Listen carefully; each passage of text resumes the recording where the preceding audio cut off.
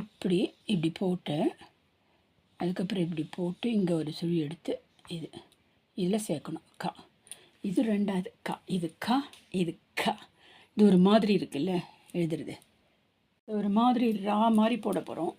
ரா, அப்புறம் இப்படி கொஞ்சம் விளக்க போகிறோம். அதுக்கப்புறம் இப்படி ஒரு இது கொண்டு போய் இப்படி ஒரு இது கா. இது அவ்வளோ அளவுக்கு சரியாக வரல, நான் உங்களுக்கு பிரிண்ட்டில் போடுறேன் கா.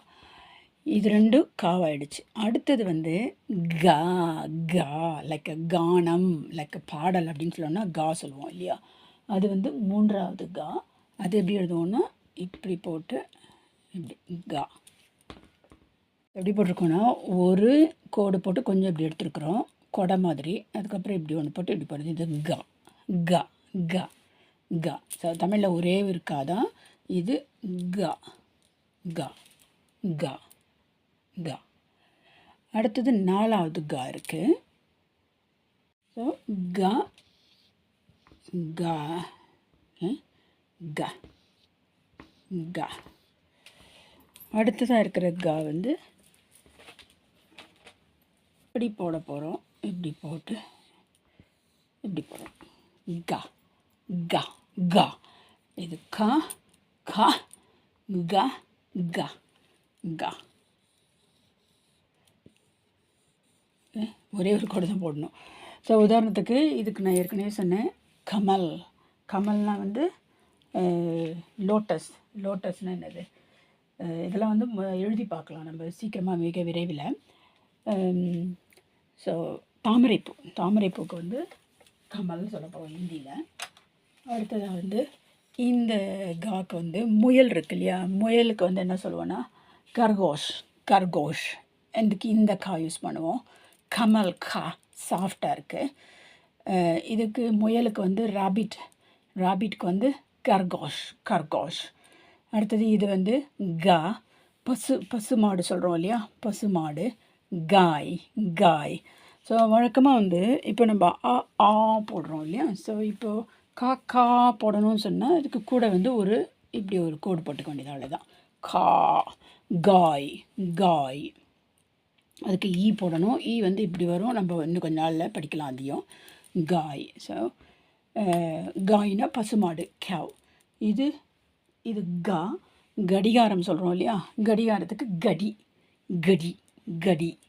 அப்புறம் டி போடணும். அந்த டி என்ன டீன்றது சொல்கிறோம். டீலையும் 4 டி இருக்குது. ஸோ ஹிந்தியில் மொத்தம் கா 4, ஞா 1 தான், சா ஞா 4, ஞா கா ஞா சா ஞா.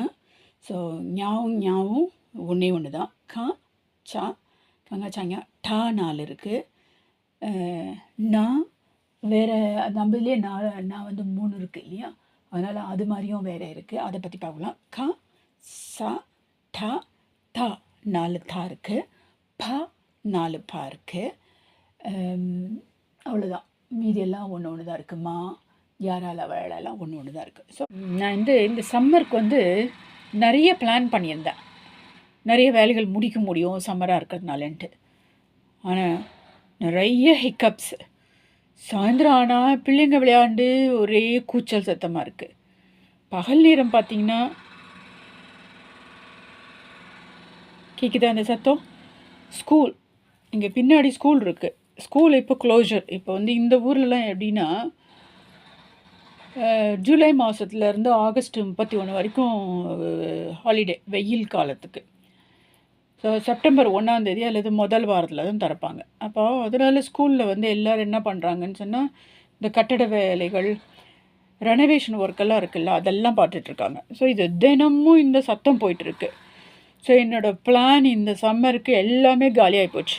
ஒன்று மாற்றி ஒன்றா ஒரு பிரச்சனையாக வந்துக்கிட்டே இருக்குது. ஹிந்தியில் முதல்ல எப்படி எழுதுறதுன்னு பார்த்துக்கோங்க. கோட்டு, அதுக்கு தான் கோடு போட்டு வச்சுருக்கேன். கோட்டுக்கு கீழே எழுதணும். ஸோ இந்த எழுத்து என்ன ஞாபகம் இருக்கா உங்களுக்கு? இது என்ன எழுத்து ஞாபகம் இருக்கா உங்களுக்கு? Very good. இது என்ன எழுத்து ஞாபகம் இருக்கா? ரைட். என்னன்னு கண்டுபிடிச்சிங்களா?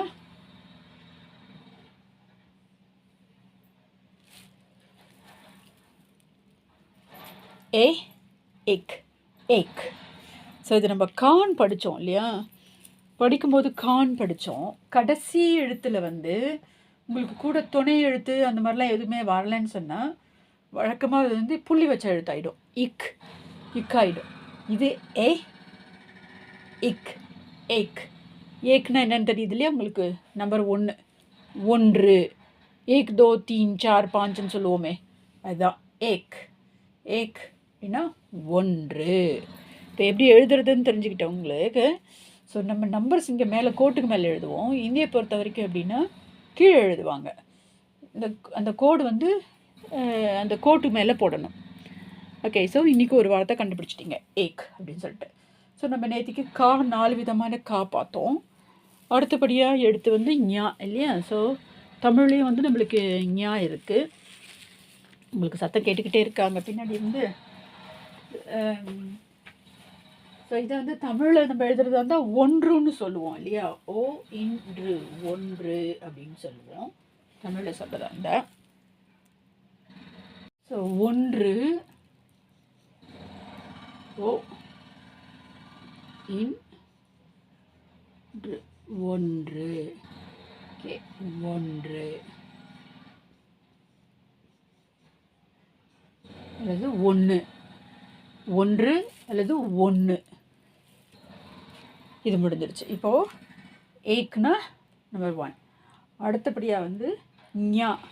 தமிழில் நம்மளுக்கு ஞா இருக்குது. ஸோ அதில் 2 வித ஞா இருக்குது நம்மளுக்கு இல்லையா? ஸோ இந்த ஞா தான் காக்கு அடுத்ததாக வரும். ஞா ஞா. ஸோ இப்போ சங்கம், தமிழ்ச்சங்கம் அப்படின்றோம்னா இந்த ஞா வரணும். ஏன்னா காக்கு அப்புறமா வர ஞா இது. இதை வந்து ஹிந்தியில் எப்படி எழுதுவோன்னு சொன்னால்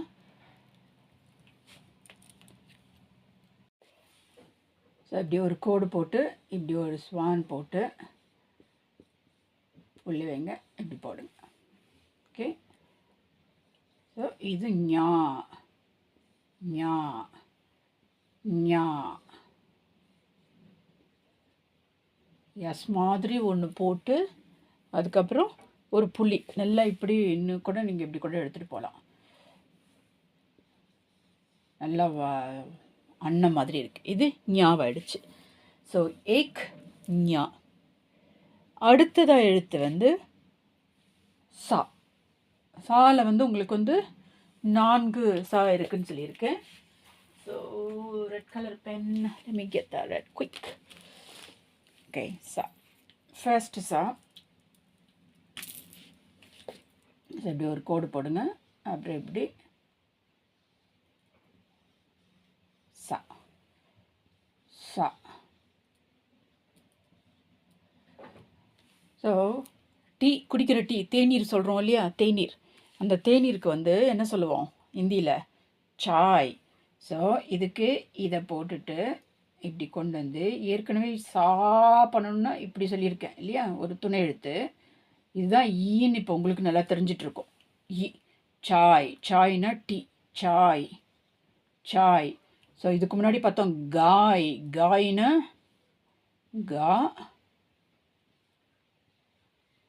காய் அப்படின்னா கேவ், பசு. இது டீ, சாய். நம்ம தமிழில் வந்து தேநீர், அது ரொம்ப பெரிய வார்த்தையாக இருக்கும், தேநீர் இல்லையா? ஸோ ஏற்கனவே நான் சொன்ன மாதிரி ஏக். இங்கே பாருங்கள், கடைசியில் இந்த ஈ இருக்கு இல்லையா? ஈக்கு வந்து புள்ளி வைக்கிறதில்ல. கடைசியில் வர வார்த்தை வந்து ஈ, இக், இட் அப்படி முடிக்கணும் இது. ஸோ தமிழில் சொல்கிறதா இருந்தால் தேநீர் இப்படியும் எழுதலாம், வேறு மாதிரியும் எழுதலாம்.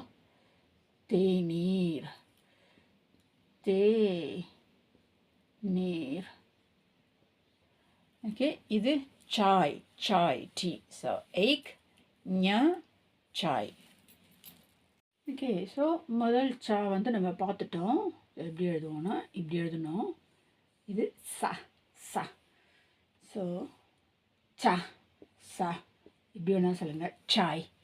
ரெண்டாவது சா அதை எப்படி பண்ணுவோம்னு சொன்னால் இப்படி போட்டு கொடு. ஸோ இப்படி ஸோ இப்படி ஒரு வளைவு எடுத்து இப்படி ஒரு வளைவு எடுத்து இப்படி.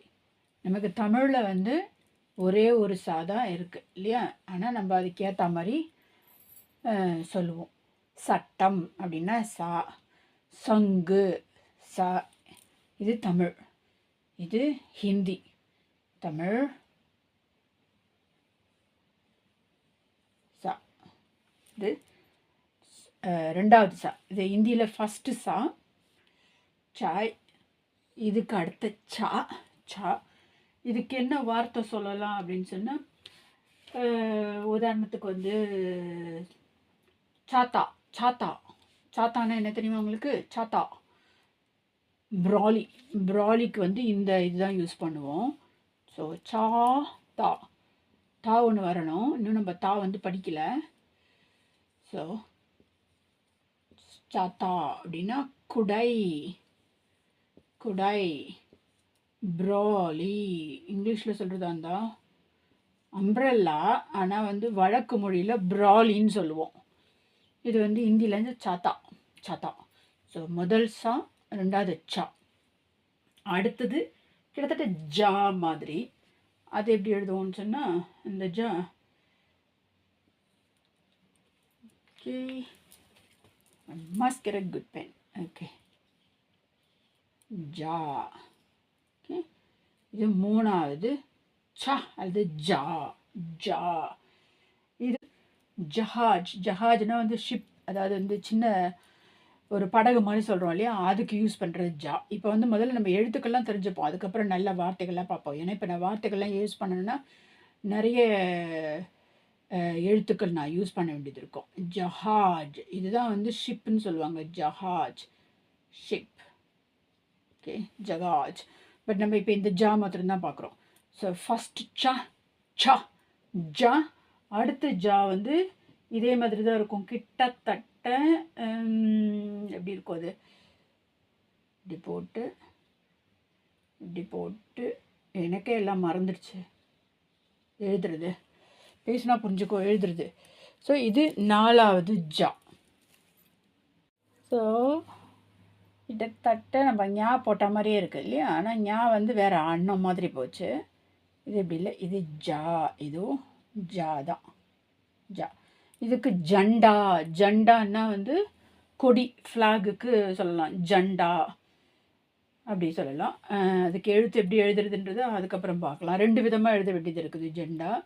ஸோ டா தெரிஞ்சுக்கணும். நீங்கள் டா தெரிஞ்சால் இல்லை டா தெரியணும், அப்போ தான் வந்து இது ஆகும். ஸோ இன்றைக்கி நம்ம பார்த்துருக்குது ச ச ஜா ஜா ச ச ஜா ஜா. அடுத்தது ஒரு ஞா இருக்குது. ஸோ அது வந்து ஸோ தமிழில் இது எல்லாமே, இது நாலுமே சா தான். நம்ம அதுக்கு சக்கரம்னா சா சொல்லுவோம், சர்க்கரைன்னா சா சொல்லுவோம். ஆனால் வெறும் இந்த ஒரே ஒரு சா தான் யூஸ் பண்ணுவோம். ஸோ எல்லாமே தமிழில் இப்படி தான். தமிழில் லைனுக்கு மேலே எப்படி இங்கிலீஷ் எழுதுகிறோமோ அதே மாதிரி தான் எழுத போகிறோம், சா. ஓகே, ஸோ அடுத்தது ஞா. ஞா வந்து உங்களுக்கு வந்து என்ன சொல்கிறது, தமிழில் இதுவும் நீங்கள் தமிழும் ஞாபகம் வச்சுக்கணும். ஸோ இந்த ஞா. ஓகே, இந்த ஞா. ஸோ இந்த ஞா எதுக்கு முன்னாடி வரும்னா, இப்போ நம்ம சங்கம்னு பார்த்தோம். ஸோ இதையும் நீங்கள் தெரிஞ்சுக்கணும். சங்கம். சங்கம்னும் போது ச இங் தமிழில். ஸோ இந்த காக்கு முன்னாடி இந்த இங்கு தான் போடணும். இந்த காக்கு முன்னாடி இந்த இங்கு போடணும். இதை பார்க்கக்கூடாது. காக்கு முன்னாடி இந்த இங்கு. ஏன்னா காஞா சா, காக்கு அப்புறமா வரஞா இப்போ வார்த்தையில் இதுக்கு முன்னாடி வரும். இதே இப்போது மஞ்சுன்னு சொன்னால் அப்போ வந்து இந்த இஞ்சு தான் வரும், மஞ்சு. ஏன்னா இது சஜ்ஜமம். இங்கே சாக்கு அப்புறமா வர்றது வந்து இந்த இஞ்சு வரணும். காஞா சாஞா. ஸோ இந்த ஞா. இதை வந்து ஹிந்தியில் எப்படி எழுதுவோன்னு சொன்னால், ஸோ இது நல்லா நீங்கள் புரிஞ்சுக்கணும். காக்கு முன்னாடி இந்த இங்கு, சாக்கு முன்னாடி இந்த இங்கு தமிழில். ஸோ இப்போது இதோட ஹிந்தியில் எப்படி எழுதுறதுன்னு சொன்னால், இது வந்து ஒரு கீழே எழுதணும். ஸோ இப்படி வந்து ஒரு வளைவு போட்டுக்கோங்க. வளைவு போட்டு இப்படி ஒன்று போய் இப்படி, அவ்வளோதான். ஸோ இந்த இடத்துல எழுதுற வேண்டாம் உங்களுக்கு. ஸோ இது ஞா. ஞா வந்து எப்படி எழுதுகிறோம்? ஸோ இப்படி ஒரு வளைவு போட்டுக்கோங்க. இப்படி வளைவு போட்டு இப்படி கோடு கொண்டு போய் இப்படி ஞா ஞா, இந்த ஞா இது இந்த ஞா. நான் இது உங்களுக்கு ப்ரிண்ட்லேயும் போடுவேன், அதனால் நீங்கள் கவலைப்பட வேண்டியதில்லை, நல்லாவே தெரிஞ்சுக்கலாம் உங்களுக்கு. ஞா. ஓகே. ஸோ இப்போ இது வரைக்கும் கா ஞா சா ஞா வரைக்கும் பார்த்துட்டோம். கா ஞா சா ஞா உயிரெழுத்துக்கள் 12 பார்த்துட்டோம். கா ஞா சா ஞா பார்த்துட்டோம்.